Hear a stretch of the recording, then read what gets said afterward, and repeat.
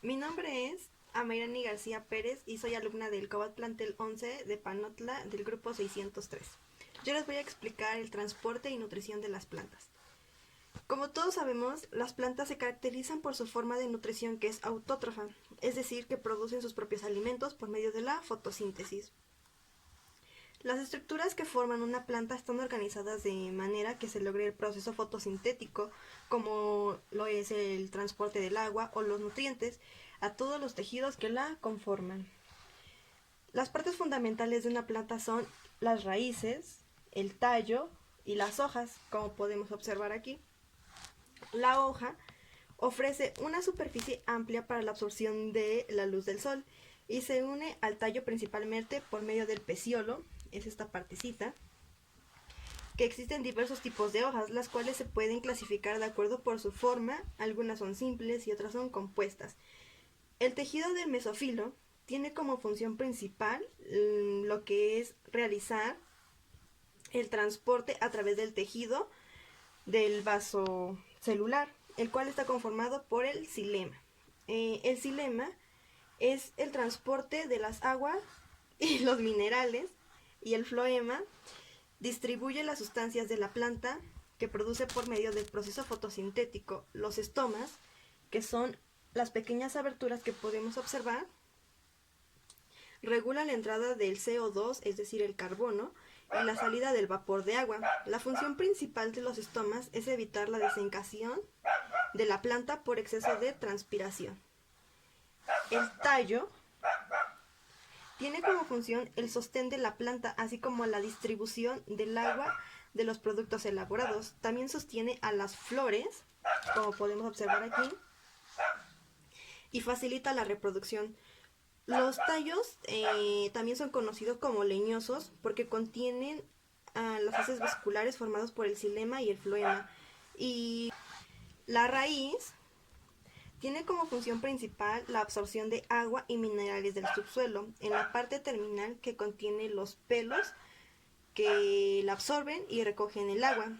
Hay dos tipos de raíces, la raíz primaria, que forma la raíz principal y otras secundarias, y la raíz fibrosa, que es formada por muchas pequeñas raíces, y la raíz, su función es que abre el paso hacia abajo con ayuda de la cofia que protege y ablanda el subsuelo por donde se van extendiendo sus extremos hasta terminar.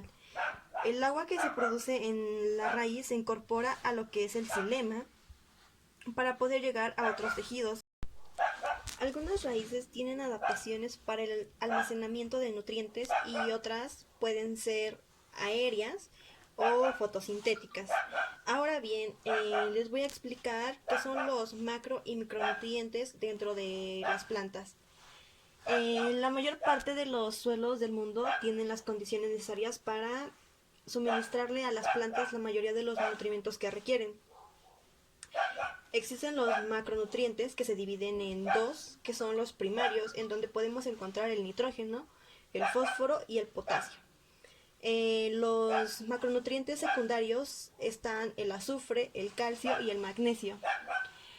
Estos 6 nutrientes son esenciales porque son absorbidos en primera instancia del suelo y se encuentran en los tejidos de las plantas en menor cantidad que el carbono, el hidrógeno y el oxígeno, y en cantidades mucho mayores que el grupo de los micronutrientes. En el grupo de los micronutrientes podemos encontrar el boro, el hierro, el manganeso, el zinc, el cobre, el molibdeno y esas cantidades de estos micronutrientes son requeridas para el crecimiento y desarrollo de las plantas, pero son en menor cantidad que los macronutrientes.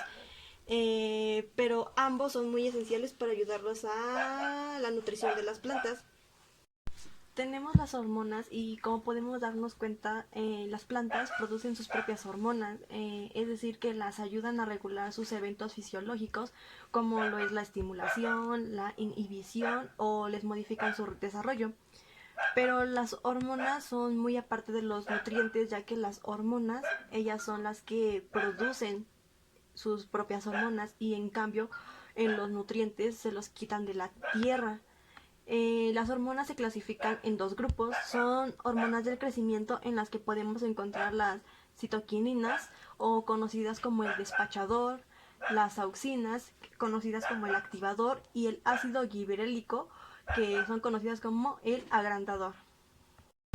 Ahora bien, tenemos que entender cómo estas tres hormonas de crecimiento trabajan juntas. Para empezar, las auxinas y las citoquininas inician el nacimiento de las nuevas células. Después, las auxinas dirigen el movimiento de los alimentos a las nuevas células y con las citoquininas estimulan al crecimiento celular. Después, la tercera hormona, que es el ácido giberélico, el cual es producido dentro de la célula nueva, controla la tasa de movimiento de los alimentos hacia adentro de las nuevas células y su crecimiento. También encontramos lo que son las hormonas del estrés. Está el etileno, o conocido como el regulador. El etileno es un gas que es producido por las células para regular el movimiento de las hormonas. Este controla el movimiento de las auxinas desde varias células dentro de la planta. También ayudan a la madurez reproductiva e inicia lo que es la floración y la fructificación. El etileno por estrés causa la sensación prematura y la muerte de las células. Las plantas nunca deben encontrarse bajo estas condiciones.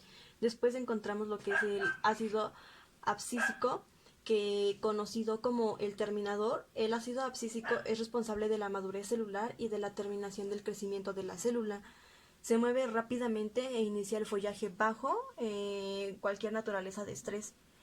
Cuando ocurre esto, lo que hace la planta es que cierra sus estomas del follaje para poder preservar su humedad, reduce el nivel de axinas, inhibe la división celular en el follaje, pero no en las raíces, y causa la dormancia de la semilla. Lo que hace el ácido abscísico es que promueve la maduración, la abscisión y la dormancia de la semilla, pero cuando esto no ocurre, los tejidos cosechados son afectados y pues ya no crecen ni se dan su cosecha.